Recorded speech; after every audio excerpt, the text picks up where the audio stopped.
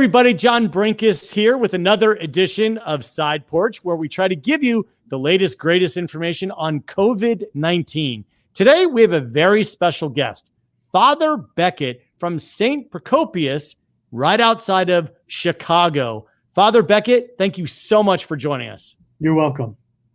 All right. So for those of us who don't know, what is St. Procopius? St. Procopius is a small community of Benedictine Catholic men who take vows to live together and work in ministry in the church. So we started in the Pilsen neighborhood of Chicago in 1885. And about 1900, with all these immigrants coming into the city, the monks decided we needed to get away from the busy bustle of the city and move out to the suburbs. And literally the city followed us out. When I joined about 43 years ago, we were 97 monks. Now we're down to 20. Wow. So COVID-19 has obviously presented special challenges that really no one's had to deal with in modern times. How have you dealt with it? It's changed our life drastically.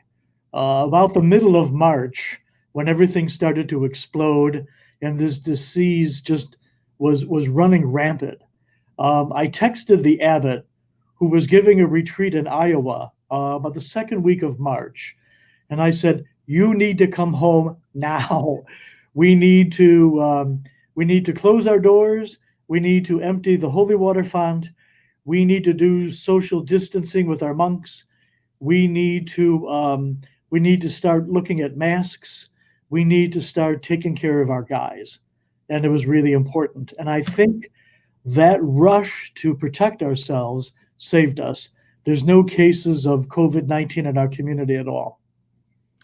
And how large is your community? Obviously, it extends beyond just St. Procopius, but how large is it, and what's your role? A number of us are chaplains for the local area. So not only am I the infirmarian of the community, that is the director of our health center, I'm also chaplain for the sisters and the retirement center across the street. Others are chaplains in parishes in the Catholic Diocese of Joliet. Few of them teach at our college, Benedictine University. Some teach at our high school, Bennett Academy. There are also chaplains there. So we have a lot of jobs in the local area and the local church, and we're responsible for a lot of things. You guys have no cases of COVID. Do you feel that the steps you've been able to take can really help lead the way and perhaps help other, businesses or even churches?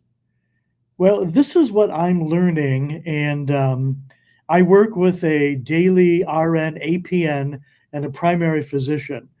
And we try to keep constant vigilance. Where is this monk going? Who's coming to our doorway? When do we open the door to let the postal person in to deliver our mail? What about our staff? We have some essential workers. We have a maintenance engineer. We have a couple cooks in the kitchen. We have someone that comes and helps clean our monastery. We have about 600,000 square feet that we need to take care of, even though we're only 20 members.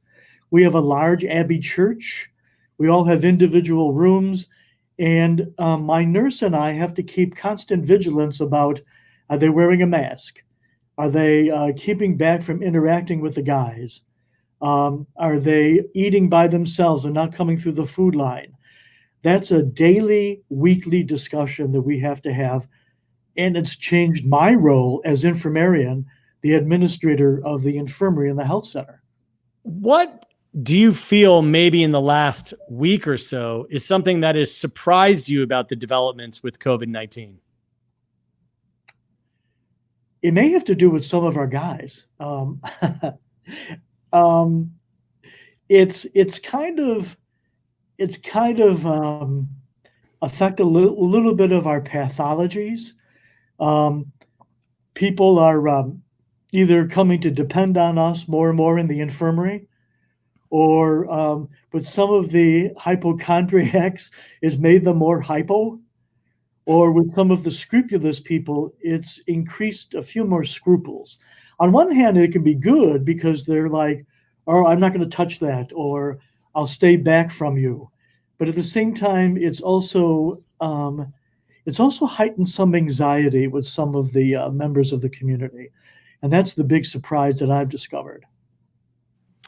Father Becket, if there's one thing that you can leave us with, one nugget of wisdom, what do you think that can be in terms of helping us all cope with this crisis? It would be constant vigilance and sensitivity. It's changed my role as infirmarian because the abbot, who is the head of the monastery, Abbot Austin, refers to me daily about COVID stuff. And he's turned to me about protocols. And I have become a type of disciplinarian and supervisor. These are two roles I do not like. So in order to do it, I have to learn to be more kind and more gentle about what the guys do, who they're with, how they approach one another, and how they're going to receive some of the essential workers that come into our monastery. So it's really constant vigilance about my own behavior, as well as the behavior with the people that I live with. So it's taught me kindness, vigilance, and patience. Patience is really important in this pandemic. Is there a way for anyone in our audience to reach out to you if they have a question or need a piece of advice regarding COVID? Sure, they could email me at bfranks@procopius.org. That's PROCOPIUS.org. And I'd be more than happy to respond to them and share my own small bits of wisdom that I've learned in the last almost 3 months. Well, listen, Father Becket, cannot thank you enough for joining us and for sharing your thoughts and your wisdom on this. This is a time when we all need to come together. And thank you so much for having the courage to lead the way.